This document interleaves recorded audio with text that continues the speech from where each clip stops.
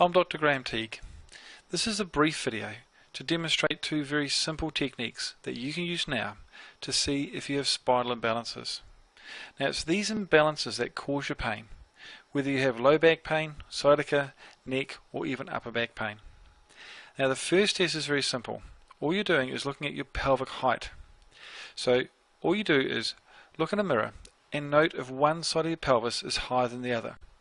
Now, there are two landmarks that you can use. The first is what's called the ASIS, which are the bumps on the front of your pelvis, or alternately, you can just place your hands on top of your hips.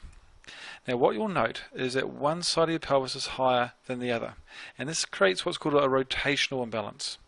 If your left side is higher, you have what's called an LFP, and if you have the right side higher, you have an RFP. Now, the bigger the height change, the bigger the imbalance is occurring in your spine.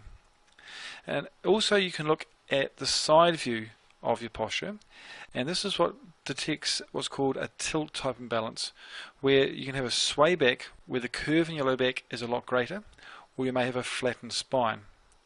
Now it's the pelvis which is the foundation of your spine, and it's the imbalances that are centered around here that can create pain throughout your spine, causing both muscle as well as joint tension. Now, a second test that you can use, which also confirms these imbalances, is what's called a straight leg raise.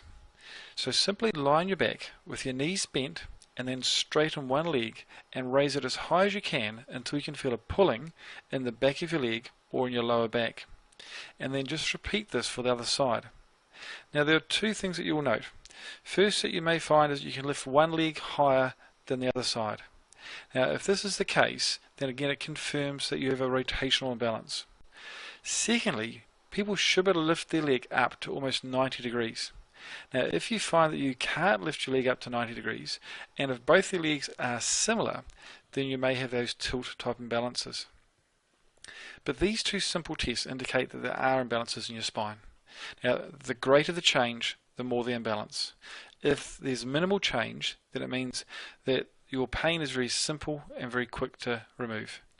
If the imbalances are greater, then pain is still very simple to remove, but it will take a small amount of time to return your spine to balance.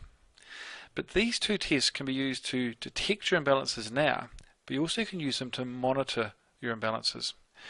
Long-term wise, you can use these same tests to make sure your spine stays in balance, which is important for a long-term future of being